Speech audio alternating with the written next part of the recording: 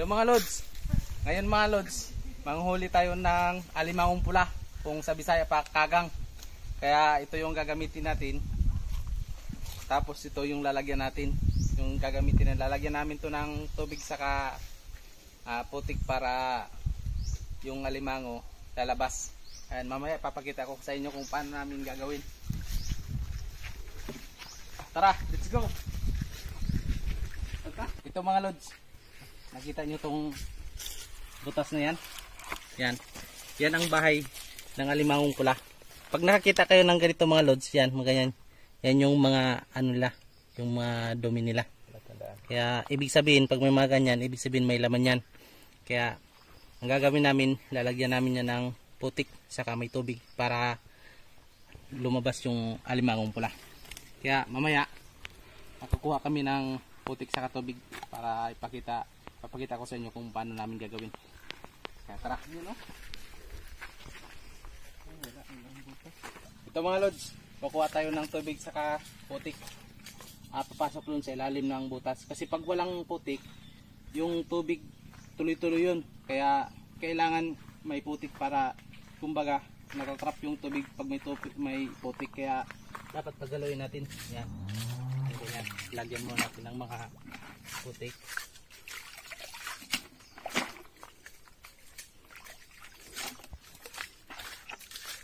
Kita tayo ng butas na medyo hindi masyadong malalim para kahit isang bali lang puno na siya. Kasi kailangan yung mapuno para pag lumabas yung pulang alimango tuloy-tuloy. Tapos lalagyan na natin siya ng tubig para mimix natin para pumantay yung kumbaga para lumapot yung tubig. Ito mga lods, meron na tayo nakitang butas. Yan. Dapat paglagay natin dahan-dahan lang. Lalagyan na natin siya. May laman ba ito? Meron yan. Tingnan natin pag lumabas. May mga lods, pag may laman yan, alam natin kasi may lalabas yan. Pero pag walang laman yan, walang lalabas. Yan, para may gumagalaw. Ibig sabihin may laman mga lods. Yan ang mga lods. Ibig sabihin yan, umaakit na siya. Ayan na, pakit sa mga lods. Ayan na.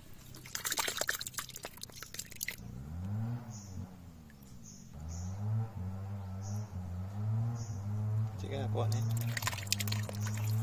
Ayan. Medyo maliit lang mga lods. Maliit din kasi yung butas eh.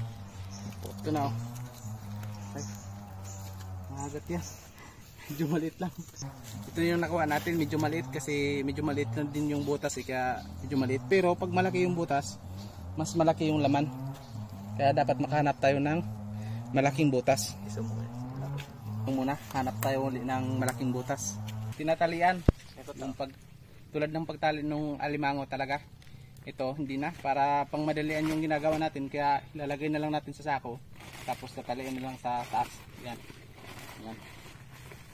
Ganyan mo lang para hindi na tayo matagalan pa kasi pag yung tinatali, pag inisa-isa kasi yung pagtali matagal.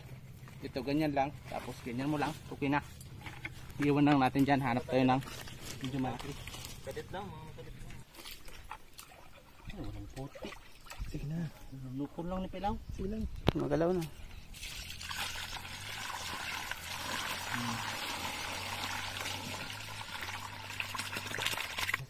Yan. Gumagalaw siya, gumagalaw. Grabe na. Oh, yan na. Yan, lock na. Maliit pa rin. Maliit. At least, di na yun zero. Ayan na. Pakita mo, Lods. Lods. Sagasan mo muna.